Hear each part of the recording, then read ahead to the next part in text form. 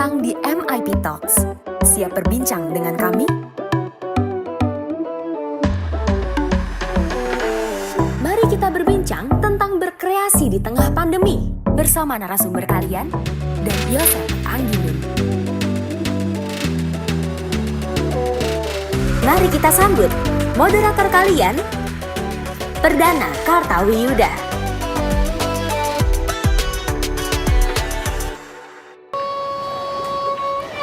Ibu, ada telepon.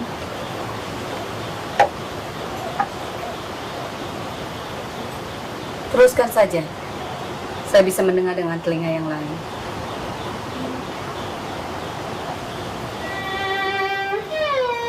Pesan ini akan hilang saat kamu menutup telepon nanti.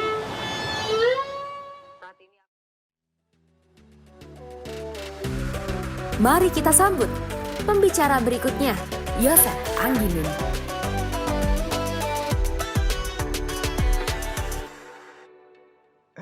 Buat teman-teman, Mas Anggi ini mungkin teman-teman taunya adalah sutradara, tapi saya taunya adalah tetangga satu deret ya, kita di Serpong. Iya. Nah, Mas Anggi ini sekarang domisilinya di Bali, dan kemarin menyelesaikan sebuah film pendek, Tulola, sebuah brand perhiasan lah, jewelry ya, yang kemudian di syuting di era pandemik ini dan dikerjainnya sendiri dengan tim yang seada-adanya, dengan hasil yang ternyata luar biasa. Ya tetap keren, maksudnya Yosef Angginun lah gitu. Tapi kita pengen tahu bagaimana ini kan sebenarnya biar gimana ada brand yang kemudian menjadi latar belakang dari film pendek ini gitu, yang mungkin mereka juga punya kepentingan terhadap film pendek ini gitu. Nah, mungkin bisa di-share ke teman-teman yang ada di sini, gimana sih diskusinya di awal? Apakah kemudian dibebasin aja Mas Anggi untuk develop konsepnya, atau mereka udah punya ide, lalu kemudian Mas Anggi ngembangin gitu, apalagi dengan konsep yang mungkin harus sederhana ya, karena ini di kondisi COVID gitu. Mungkin bisa di-share ke teman-teman. Ini tuh udah live ya, udah Udah. diketahui oleh banyak orang. Oh gitu. Udah. Jadi kita ngomongin laundry tadi, orang-orang tahu dong. Mungkin. Oh ya. Iya, jadi terima kasih untuk kesempatannya di sini. Sebenarnya kalau soal film yang kemarin kami bikin bersama-sama itu statusnya kolaborasi ya, jadi bukan inisiasiku gitu sebagai sutradara yang mau bikin film, tapi lebih ke kita ngobrol. Karena gini ceritanya, saya kan orang baru nih Bali, jadi baru setahun lah pindah di Bali dan belum mengenal banyak. Dan di setahun itu pun saya jarang banget ke sini, antara di kampus, tetanggaan sama Mas Bidi, atau traveling kemana gitu. Dan istri saya juga seperti itu, meskipun dia udah lebih banyak berada di Bali. Artinya teman kita itu sedikit di sini. Aku belum sebanyak di Serpong gitu loh. Di Serpong kan turun lift ketemu mahasiswa, ketemu siapa gitu. Di Jogja juga, di Jogja nyebrang jalan aja pasti ketemu kenalan. Di Bali aku masih sama sekali nggak punya teman. Nggak sama sekali sih, sedikit sekali punya teman. Nah, salah satu teman saya Happy Salma gitu, karena kami kenal sejak lama. Dia juga punya brand bersama teman-temannya, satu brand perhiasan. Kemudian aku berkenalan dengan salah satu founder yang lainnya, yaitu Sri gitu. Dan ternyata Sri itu rumahnya nggak sebelahan sih, beda jalan. Jadi saya di kiri jalan, saya nyebrang dikit menuju pantai, itu rumah dia gitu. Jadi deket, terus kita ngobrol-ngobrol, harusnya brand kami ini akan ada launching edisi terbaru gitu. Kalau fashion itu kan setiap season ada satu season, apalah spring apa gitu. Dan perhiasan ini juga pada setiap tahunnya itu selalu mengeluarkan edisi desain baru gitu.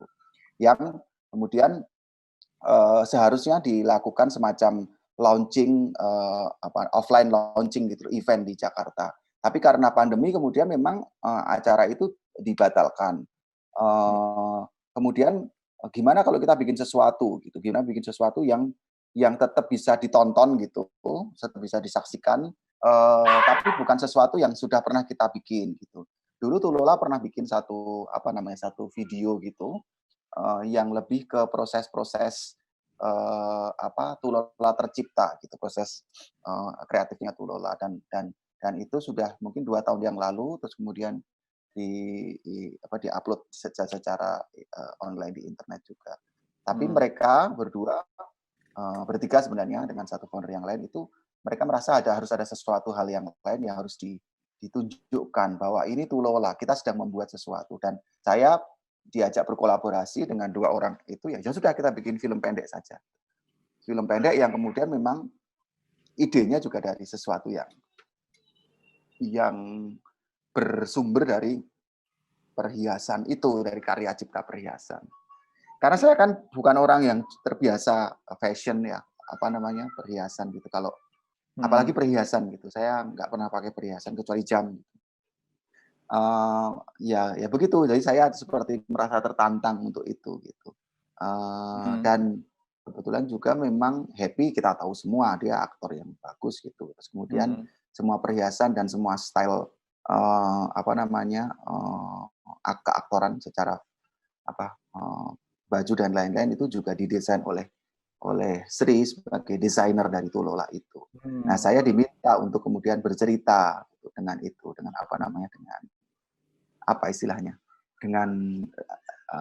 kekuatan perhiasan dan kekuatan aktingnya Happy ini. Maka saya menulis gitu. Kira-kira seperti itu sih, Mas. Berarti secara kreatif cukup diberikan keleluasaan ya dari Tulola sendiri gitu, dari brandnya sendiri untuk mendesain seperti apa ceritanya, stylenya atau pendekatan-pendekatan artistiknya gitu ya. Pertama sebenarnya yang justru membatasi kan tentu situasi pandemi dan kita nggak bisa syuting di tempat yang yang di luar gitu. Jadi kita memaksimalkan apa yang ada. Jadi syuting di rumah mertuanya Happy Salma gitu di sekitar situ gitu. Yang sebenarnya juga itu di daerah Ubud gitu. Dan kita nggak keluar dari pekarangan sih sebenarnya. Jadi cuma ada di samping rumah gitu. Kalau keluar pasti akan repot juga gitu. Meskipun sebenarnya secara teknis juga saya nggak memakai peralatan yang ribet gitu. Saya sejak awal tahu bahwa kalau kita mau bikin film ya satu-satunya hal yang bisa saya lakukan adalah merekam dengan kamera yang saya punya gitu. Pertama karena saya punya kamera yang saya bisa mampu mengoperasikan gitu. Mungkin orang-orang tidak tahu bahwa saya itu nggak bisa mengoperasikan DSLR gitu. Jadi gimana ya saya tuh belajar kamera, berhenti belajar atau berhenti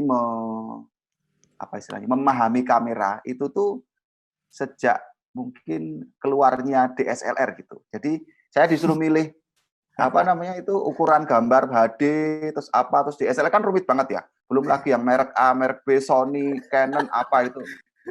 Saya nyerah gitu. Jadi saya tidak pernah bisa gitu. Jadi saya bilang kepada Happy juga, saya hanya punya kamera handycam.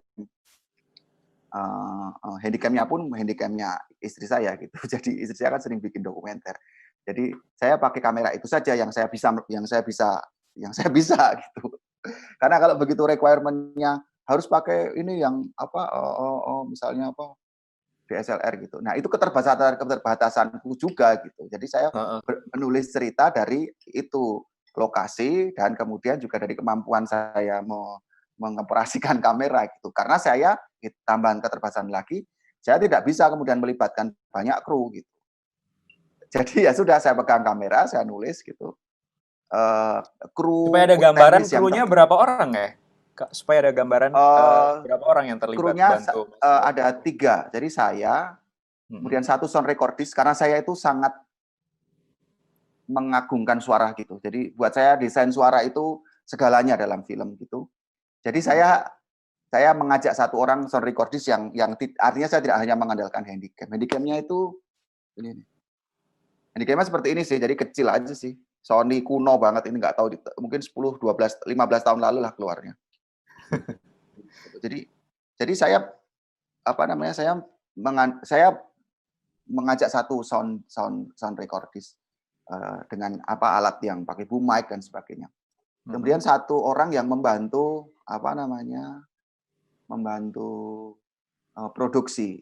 Membantu produksi itu artinya ya misalnya ada kebutuhan saya untuk makan ya beli makan gitu.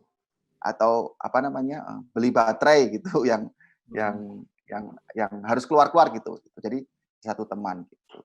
Jadi bukan kayak produser gitu ya, tapi lebih membantu produksi gitu ya memang. Iya, ya ini nggak ada produser-produseran orang ini, Nggak ada. cuman yuk besok ya tanggal sekian gitu, terus kumpul, kita nggak ada rehearsal, nggak ada apa, nggak saya baru pertama kali ketemu kru itu juga pagi hari saat apa namanya saat breakfast gitu, sebuah breakfast gitu. Saya belum pernah bertemu dengan apa namanya asisten produksi saya belum pernah bertemu dengan sound record saya gitu sama sekali gitu. Jadi baru ketemu hari itu.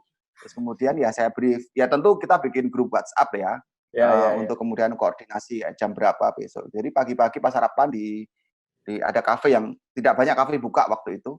Jadi ada kafe kecil gitu kita ngopi sama makan telur gitu. Terus kemudian ya udah ngobrol nanti kita gini ya, oke gitu. Ya udah terus kemudian ke lokasi syuting, terus mulai deh gitu. Jadi ya berapa hari syutingnya Mas? Berapa jam gitu aja lah. Berapa jam ya? Berapa jam? Oke. Berapa jam? Jadi kita mulai sekitar jam 10, 9 gitu. Sarapannya jam 8 kan. Karena ya terus kemudian jam 9 mulai gitu, jam 5 gitu selesai. Jam 5, setengah 6 lah gitu selesai. Matahari habis ya udah habis. Kalau gelap-gelap juga nggak punya lampu kan, memang nggak ini lampu juga, nggak ini lampu juga, nggak merasa membutuhkan lampu. Kita benar-benar dari itu sih. Cuman saya menulis skripnya, jadi skripnya ditulis gitu. Begitu sih. Jadi kalau secara teknis.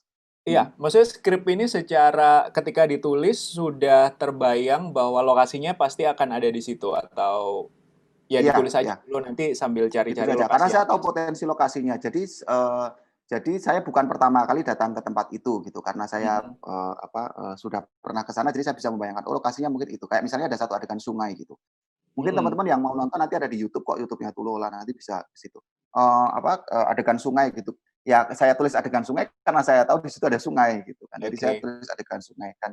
Kebetulan kan ini soal bagaimana seorang perempuan itu mencari lagi, mememori lagi masa lalunya dengan ibunya kan gitu, dan balik lagi ke rumah dia yang sebenarnya sudah lama sekali tidak pernah dia sambangi gitu.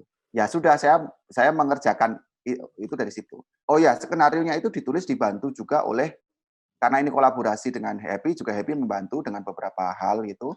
Dan juga beberapa puisi kecil gitu dibantu oleh Mas BW Purbanegara gitu. Jadi saya tidak sendiri menulisnya gitu. Backbone story-nya saya yang bikin gitu. Terus kemudian beberapa kata itu ada beberapa yang di highlight itu kita kerjakan bertiga. Ada Happy yang menyumbang kata-kata ini menarik untuk di highlight gitu, atau ini menarik untuk diubah menjadi kalimat ini gitu. Terus Mas BW juga menyumbang seperti itu. Dan itu ya hanya kirim-kiriman saja, tidak pernah. Oh, nggak ketemu ya? Karena kan Mas BW juga setahu saya juga di Bali juga gitu. Iya, waktu mengerjakan sih tidak ketemu. Sebelum mengerjakan ketemu, tapi bukan untuk urusan ini gitu. Jadi justru waktu ketemu sebagai tetangga gitu. Tapi begitu mengerjakan ya ketemunya WhatsApp gitu. Kalau sama Happy ketemu karena sama Happy dan sama Sri ketemu karena memang rumahnya lebih dekat gitu. Jadi lebih, saya kalau sore-sore sepedaan gitu, itu deket situ. Kalau teman-teman sudah menyaksikan flick saya tentang sepedaan, itu adalah sekitar situlah di pantai. Vlogger loh sekarang. Flick. Kenapa? Flick itu bukan vlog ya. Flick itu vlog tapi cilik. Nah, gitu. Vlog tapi cilik. Gitu kan. Jadi flick, ya kan? Kalau vlog kan panjang. Ini flick, pendek. Flick. Vlog tapi cilik. Gitu. Vlog cilik, oke. Terus syuting di luar berarti cuman ada dua tim dan satu Happy Salma gitu ya berarti. Dari ada satu lagi aktor yang main musik gitu. main biola, aktor yang main biola itu sebenarnya teman juga, teman dari Jogja gitu, sekarang tinggal di Bali. Beliau musisi gitu, kemudian saya minta untuk main biola di situ, gitu. Dan apa namanya, iya itu juga apa istilahnya, itu juga kayak refreshing juga buat dia udah lama sekali nggak main musik, terus akhirnya main musik. Jadi Itu ya, emang udah ada di rencana awal, di skrip juga ya, udah ya, termasuk melibatkan beliau ya? karena memang saya mungkin kebiasaan ya Mas ya, saya itu selalu menulis dari apa yang saya punya gitu loh. Misalnya kayak Lady Caddy gitu, film pendek saya gitu. Ya saya nulis karena sebelah rumahnya ibu saya sawah gitu. Ya udah nulis tentang sawah aja Mainan di gitu. situ aja gitu ya? Gitu. Terus Ballad of Blood and Two White Buckets gitu. Karena tidak jauh dari rumah saya mungkin sekitar 7 kilo dari rumah saya itu ada pasar sapi gitu. Ya udah itu aja gitu. Jadi kadang-kadang ide itu dari hal-hal yang menurutku bisa kita tahu bahwa kita itu punya. Nggak tahu, mungkin suatu saat saya akan menulis tentang sesuatu yang saya tidak punya. Misalnya planet Mars gitu, kan saya nggak punya tuh. Saya mau nulis itu mungkin. Atau Tentang kunjungan ke bulan kan juga. itu saya juga. Tapi itu kan di Parangkusumo sebenarnya. Oh iya. Oke, secara lokasi tapi tetap masih dalam kendali ya. Oke. Gitu. Terus kalau misalnya apakah ada protokol khusus gitu yang sempat dijalankan gitu dengan, maksudnya kan ini tetap orangnya pulang ke rumah masing-masing atau berangkat dari tempat masing-masing gitu. Apakah ada prosedur khusus atau ya udahlah kita syuting aja gitu, atau tetap menjaga physical distancing atau pakai tetap cuci tangan gitu. Ya, kalau prosedur khusus memang secara apa istilahnya, secara umum kita melakukannya kayak memakai masker gitu. Kecuali aktornya ya, kalau aktornya pakai masker nggak kelihatan mukanya. Hand sanitizer kita bawa kemana-mana gitu. Dan kebetulan waktu syuting itu di Bali itu memang tidak sebanyak di Jakarta, yang positif corona atau yang reaktif corona. Waktu syuting itu kami masih di Bali itu masih posisinya baru berapa puluh orang yang terindikasi corona gitu. Jadi tidak istilahnya tidak terlalu banyak ini. Cuman kan kita juga nggak mau kebiar-kebiar gitu loh, harus keluar apa-apa gitu. Itu syuting yang di mobil itu cuma muter halaman, seret gitu. Oh gitu. Nggak keluar komplek gitu. Jadi sama sekali nggak keluar rumah gitu. Nah, jadi yang kayak terus ya secara protokol tidak sangat ketat gitu. Nggak tahu, mungkin saya juga nggak pernah melihat protokol yang super ketat dari sebuah proses produksi film sih. Misalnya pakai APD gitu atau pakai apa gitu, saya nggak pernah. Tapi ya saya bisa anggap protokol itu asumsi kita atas kewaspadaan terhadap proses itu ya kita jalankan gitu. Betul. Ya. Buat teman-teman kalau misalnya ada yang mau bertanya silahkan. Jadi ini menarik karena sebenarnya kalau secara look ini kayaknya lokasinya banyak gitu sebenarnya. Ada sungai, ada hutan, ada rumah, terus di mobil, terus ada sisi yang lain lagi dari hutan gitu. Tapi ternyata di kenyataannya sebenarnya masih di area yang masih di situ aja gitu sebenarnya. Mungkin ini juga maksudnya hal yang bisa dipertimbangkan teman-teman ya gitu untuk melihat apa yang ada di sekitar yang bisa dieksplorasi gitu. Kalau saya pernah membaca dan saya pernah bertemu dengan membaca dan mendengarkan sebuah kesaksian dari beberapa aktornya Teguh Karya itu, beberapa filmnya Teguh Karya itu dibuat justru di satu rumah di Sanggar Teater Populer itu. Jadi shot ke arah sini itu untuk rumah siapa, shot ke sini untuk arah siapa. Jadi menurut saya itu umum sekali sebuah proses produksi film itu mengakali lokasi, dan itu bukan semata-mata karena pandemi gitu. Betul. Kita tahu lah, misalnya kayak sederhananya kalau saya pernah melakukannya waktu di Vakansi yang Janggal itu, kamarnya tokoh utama itu di satu sudut rumah gitu. Terus kemudian ada satu scene pelacuran di mana tokoh utama pergi ke pelacuran, itu ada di kameranya itu cuma tinggal digeser dipending alah 30 derajat gitu, seret gitu sudah jadi sudut pelacuran. Jadi ya memang apa ya, memang ya udah terbiasa kalau saya apa namanya harus mengakali ruang gitu. Kalau apa namanya, kalau tadi soal yang film Tulola, di sekitar rumah itu memang apa ada sungai gitu dan kemudian sungainya ada jembatan gitu. Kalau di Bali kan kadang-kadang kita apa sih bahasa Jawa ini pating celekuni gitu loh. Masuk Iya, ke iya, sini iya. dapat apa, masuk ke sini dapat apa, masuk ke sini dapat apa. Itu cuma di sekitar situ-situ aja sebenarnya. Gitu. Dan karakternya udah berbeda gitu. Dan alami sih karena banyak pohon-pohon. Itu sih jadi. Tapi secara syuting di luar ada kendala sendiri nggak sih Mas? Maksudnya yang mungkin diantisipasi atau yang mungkin ditemui gitu karena kan itu orang sering kali agak khawatir ya syuting di luar gitu karena entah lightingnya nanti nggak continuity atau kemudian ada cuaca hujan atau kemudian apa gitu ada Kalau saya pertimbangan. kemarin malah justru berharap hujan deras gitu. Saya berharap hujan deras. Terus shot Happy Salma jalan gitu. Karena value-nya besar. Wah gila nih di masa pandemi. Apa namanya? Iya kan? Bisa bikin Iya adegan benar. hujan. Iya kan? Jadi value-nya besar gitu. Aku berharap hujan, nggak hujan ya. Katanya 2 hari sebelumnya itu hujan gitu. Jadi mengandalkan alam itu juga penting untuk syuting, untuk kemudian value produksi itu ya kan. Kalau bisa pas, wah karena kita bikin hujan deras untuk sebuah film itu mahal banget loh. Harus Pasti.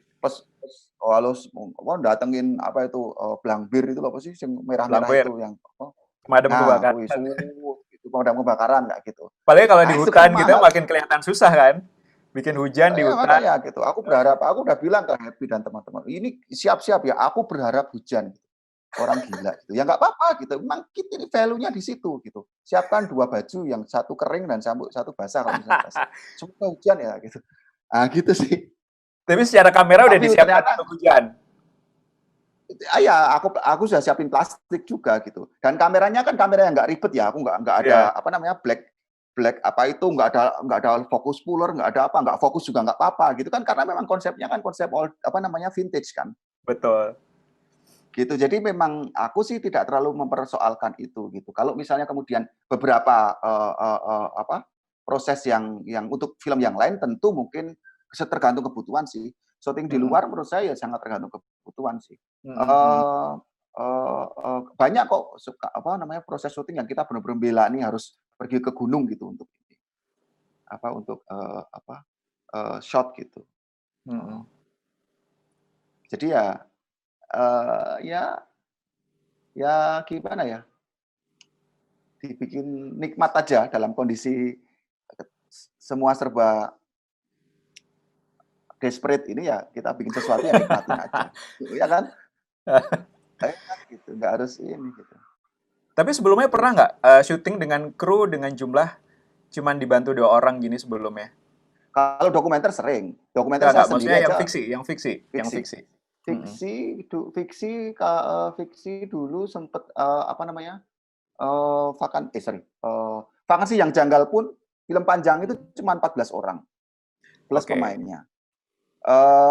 Lady Caddy itu paling juga cuma berapa 8 orang, 7 orang gitu. Lady Caddy itu kita tidak memakai sound apa namanya sound ini. Lady Caddy itu 100% dubbing. Jadi kita ngambil gambarnya aja di sawah itu. Jadi kemudian dubbing di studio kalau udah pernah nonton. Jadi artinya ada cuma satu kamera Mas Bayu dan 1 asistennya. Terus kemudian 1 kostum desainer, saya, terus 1 manajer produksi, terus Mas BW waktu itu ikut behind the scene, udah 6 orang, pemain 2, 8 ya kan 8 orang. Jadi ya simple. Kalau akhir-akhir ini apa ya? Akhir-akhir ini yang fiksi. Enggak. Akhir-akhir ini kalau film panjang terus tiba-tiba saya nggak tahu tiba-tiba jadi banyak banget gitu. Dulu yang dulu sederhana ternyata nggak tahu requirement-nya jadi banyak banget. Yang The Science of Fiction ini tiba-tiba aja mobilnya berapa puluh gitu. Aku bingung, gila ini kok banyak banget sih orang. Tapi ya gimana ya. Tapi kalau misalnya setelah pengalaman nih Mas, pengalaman syuting bertiga jadi film gitu. Nanti kalau misalnya udah lepas dari corona gitu, kira-kira akan memungkinkan untuk menjalankan sistem yang kayak gini, atau nantinya ini sebenarnya tidak ideal gitu untuk menjalankan sebuah syuting ke depannya dengan cara Kalau itu? menurut saya tergantung naskahnya ya, tergantung beban naskahnya gitu. Saya tidak pernah terpaku dari jumlah orang yang mengerjakannya Mhm, itu gitu. mhm. Kalau memang naskahnya besar dan membutuhkan banyak banyak kru ya, ya mungkin bisa ya sangat ini. Oh ya, aku baru ingat, saya pernah syuting dengan Yes. kru yang sedikit juga waktu di Jepang. Yang filmku yang Rumah itu krunya sedikit. Mhm. Eee, Sedikit itu berapa? tidak mungkin 10-an atau 12 orang.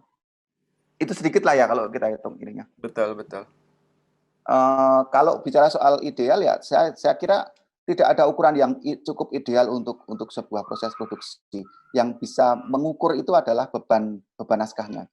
Mhm. Eee, dan saya nggak tahu Mas Bidi udah sempat baca belum sih protokol kesehatan syuting itu dari yang dikeluarkan oleh, ini udah boleh ngomong belum ya itu ya, protokol itu ya? Udah. Udah ya Ini kayak yang kemarin kan? udah? Yang kemarin kan? Iya, yang kemarin. Ya, Protokol udah. kesehatan yang udah ditandatangani oleh 2 Ya, menteri itu loh, kamu udah ya, baca belum? SKB. Heeh. Sekilas, beberapa udah. Sekilas kan. Nah, itu kan ada beberapa hal yang menurut saya terus jadi harus ada adjustment gitu. Misalnya kayak, ada yang unik misalnya, di apa namanya, seniman atau kreator diberi apa, istilahnya kayak diberi enggak ini bukan bahasa hukumnya ya, tantangan untuk menciptakan proses kreatif yang sesuai dengan situasi kayak gitu. Terus Mhm, kemudian, apa namanya, tidak boleh berdekatan 1 meter atau apa kayak gitu. Nah, sekarang kan artinya kan harus ada adjustment adjustment bukan mata-mata adjustment jumlah kru, tapi juga adjustment gagasan itu sendiri. Sekarang film itu apa sih sekarang? Bagaimana betul. sih kita nanti akan melihat film itu kayak gitu. Kalau, jangan-jangan mungkin, akan ada shifting soal, kekaryaan itu. Karena kita sekarang menghadapi ini yang berbeda gitu, zaman yang berbeda gitu. Betul. Eee Ya nggak tahu, kita kita tidak tahu. Aku sih berharap industrinya masih settle gitu. Siapa tahu Iya. kemudian memang yang dulunya, proses produksi itu bisa 100 orang gitu, terus kemudian kita pecah gitu. Jadi 4 film nih, jadi 25, 25, Iya, 25. betul, betul. Ya nggak Apalagi tahu, mungkin karena itu kan upaya betul. kan, Apalagi upaya menjamin ngelihat sekarang cara industri. menontonnya juga bisa jadi bergeser kan gitu. Bioskop Betul, misalnya gitu. belum bisa Mhm, dibuka gitu, terus cara menontonnya juga mhm. berbeda sehingga berpengaruh ke cara produksinya juga barangkali ya. Bisa jadi gitu. Mhm. Asal kemudian salah satu yang menurut saya harus dijamin juga, nggak tahu ya, ini nggak tahu bagaimana nanti orang-orang di produksi akan bilang, jangan sampai kemudian melihat ini sebagai potensi untuk memangkas, apa namanya, hak kru gitu. Memangkas hak kru Betul, misalnya, ini kan cuman ini, ya udah kamu separuhnya aja. Menurut saya itu betul. nggak bisa kita artinya Setuju. yang harus di-adjust itu menurut saya gagasannya. Apa namanya, sumber daya manusia itu harus karena gini harkat hidup kita bersama-sama gitu. Mhm. Maksudku kalau ide itu bisa apa namanya, di-adjust gitu, "Ini rambutku kenapa sih kok jegrek-jegrek?" Kan yang diacak-acak sendiri. Oh ya ya, gitu, sorry.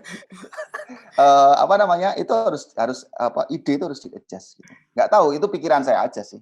Iya. Eee, Ini kemudian kita semua jadi kayak memaknai cara baru dalam menonton film, dalam membuat, konsep gitu kan dengan kondisi ini. iya, karena kita juga sedang memaknai memaknai hal-hal baru loh, ketakutan baru gitu loh. Sekarang itu Betul. yang horor bukan rumah hantu gitu, tapi orang waing gitu kan, iya kan?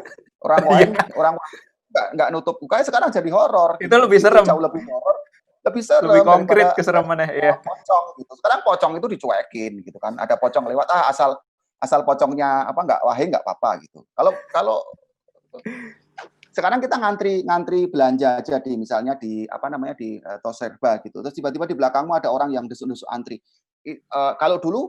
Kalau dulu kan masalahnya terus kemudian masalah, "Antri dong," sebagai moral of apa, manusia yang beradab harus bisa antri gitu. Sekarang Betul. persoalannya lebih ke kesehatan kan gitu, harus harus, ini antrinya bukan karena itu lagi, tapi karena kesehatan, misalnya gitu. Sekarang kan banyak yang harus kita apa, ketakutan itu harus kita redefinisi ulang, kebahagiaan ada redefinisi ulang. Ya film Bener mungkin ada bener bener. definisi mungkin ya, Mantap. Seru. gitu sih. Terakhir, Mas Anggi, mungkin ada saran buat teman-teman yang sekarang lagi galau mau bikin film, tapi pengen bikin film, tapi mungkin masih takut dengan kondisi pandemik atau mungkin belum diizinkan sama orang tuanya gitu, dengan Mhm, apa yang mereka punya, apalagi kita nantinya mengurusi anak-anak yang sama yang akan Iya. bikin film. Apa saran Mas Anggi buat teman-teman di sana yang lagi pengen Ya, bikin ya. film tapi masih ragu-ragu? Kita bisa kok memaksimalkan banyak hal yang ada di sekitar kita gitu. Rumah kita gitu atau tetangga terdekat atau apa lingkungan terdekat kita. Tapi kalau seperti itu kan sebenarnya kan kuncinya adalah kenali lingkunganmu dan itu ternyata yang sekarang susah gitu. Banyak orang tidak Betul. mengenal lingkungannya jadi merasa bahwa bercerita itu harus jauh-jauh. Itu problem. Kalau misalnya kemarin saya ngobrol di kelas dokumenter itu, kemudian saya justru malah menantang gitu. Ada dokumenter yang menurut saya bagus itu saya sebut di sini ya. Cerita tentang seorang ibu gitu yang harus memberi makan anjing 24 gitu karena di rumahnya itu ada 24 anjing gitu. Itu ide itu ketemu setelah berminggu-minggu kita brainstorm ide. Tiba-tiba siapa namanya aku lupa siapa. Itu ngomong ini mama saya itu sering kasih makan anjing gitu. Nah, spesialnya apa? Anjingnya 24 atau berapa atau 19 aku lupa. Lah itu ide gitu. Lupa bahwa kemudian di rumah orang lain itu anjing itu maksimal 2 gitu. Jadi kalau rumah dia itu ada anjing 24 itu istimewa dan itu potensial cerita. Nah, itu tuh yang kita tidak pernah kita gali. Jadi dan apapun bisa kita lakukan gitu. Kemarin saya baru saja menonton satu film dari handphone, bikinnya pakai handphone. Itu disponsori oleh handphone sih. Tapi menurut saya juga menarik karena itu bisa dilakukan loh memakai handphone. Nggak harus kemudian pakai kamera yang besar-besar. Karena sekarang handphone itu juga pasti sudah banyak menyajikan servis kamera yang bagus. Terus kemudian memahami bahwa potensi-potensi besar itu bisa kita ketemukan di lingkungan kita dan benda-benda atau kemudian lingkungan kita. Ada satu film dari Cina gitu, judulnya Oxide. Sutradaranya namanya Liu Jiayin. Itu udah film tahun 2000-an awal waktu revolusi digital di sinema itu muncul. Dia membuat filmnya itu sama bapak ibunya gitu. Jadi dan yang diomongkan cuman membuat dumpling. Dumpling itu loh, makanan itu loh. Apa sih namanya? Kayak siomay dan kawan-kawan itu loh.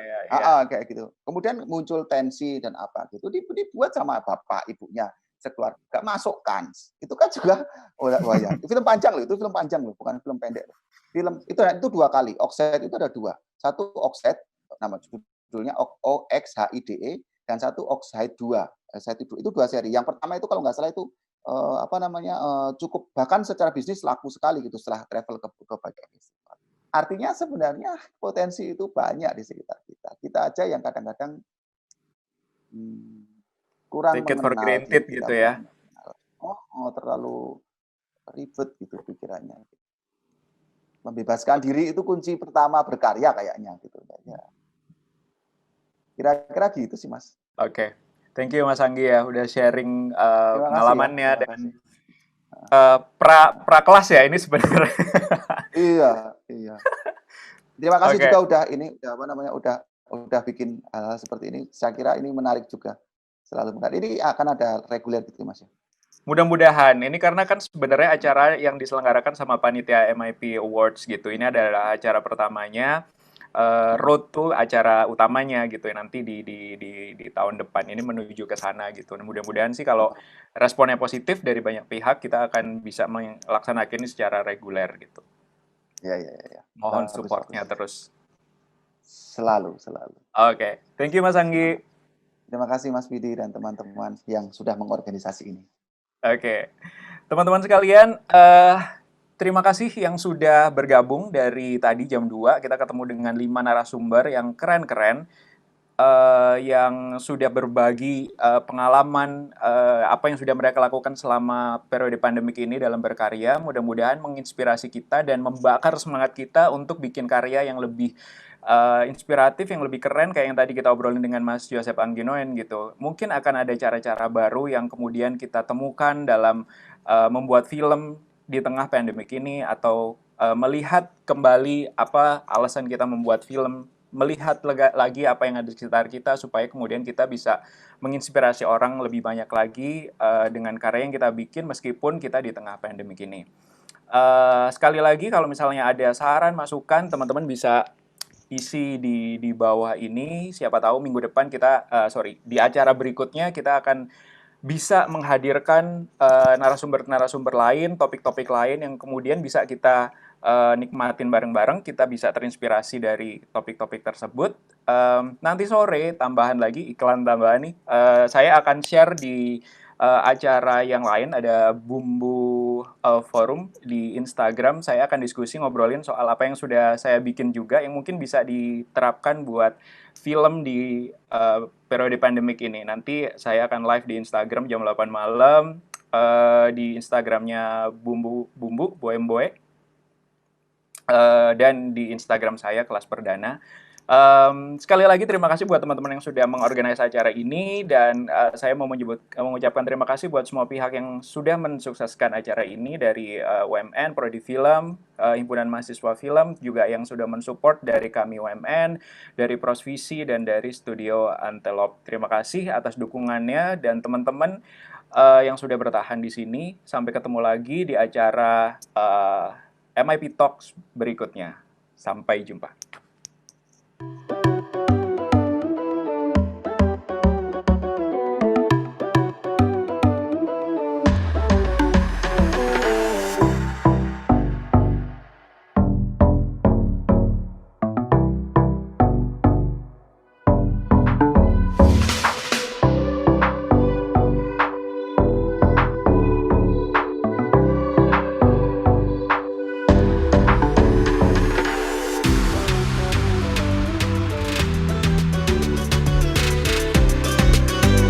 MIB Talks, mari kita berbincang.